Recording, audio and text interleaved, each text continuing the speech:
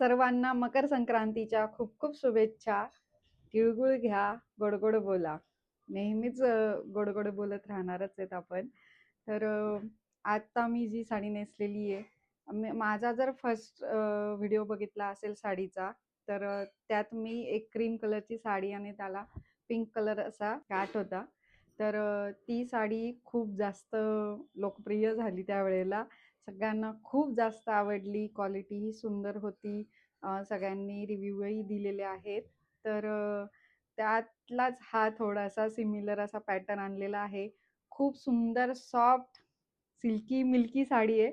पाहू शकतायत. साडी अजिबात फुलणारी नाहीये.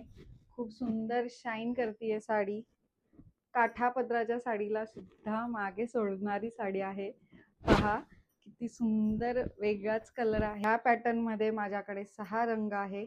हा एक कलर आहे आणि बाकीचेही कलर तुम्हाला दाखवणार आहे. आधी ह्या साडीचा पॅटर्न नीट बघून घ्या. ह्या साडीचा हा असा पदर, ह्या साडीला हा असा काठ येणार आहे. त्यावर काठावर असे मोर येणार आहे आणि आतल्या साईडला ऑल ओव्हर साडीमध्ये कुहिरीची बुट्टी येणार आहे ऑल ओव्हर साडीमध्ये. आणि ह्या साडीचा ब्लाऊज हा रनिंगच असणार आहे आणि काठाला असा काठही दिलेला आहे ब्लाऊजमध्ये. तुम्ही इथं काठ घेऊन ब्लाऊज जरी शिवला तरी चालणार आहे, किंवा रनिंगचा तुम्हाला माहीत असेल की आतला भाग हा आणि काठाला हा तसाही शिवून घेतला तरी चालणार आहे. मकर संक्रांत झाल्यानंतर उन्हाळ्याचे दिवस चालू होतात, तर त्यावेळेला आपल्याला खूप जास्त घट्ट काठापदराची साडी नको असेल तर तुमच्यासाठी हा बेस्ट ऑप्शन आहे. हा ग्रे आणि ब्लॅक कलर अतिशय सुंदर कलर आहे. खूप सुंदर कलर आहेत सगळेचे सगळे.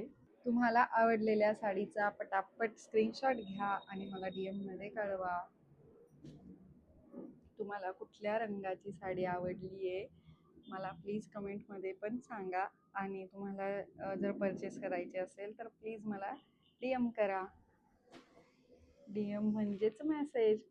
खूप सुंदर कलर आहेत सगळेच्या सगळे, पाहू शकतायत. आणि शाईनही खूप जास्त आहे साडीला.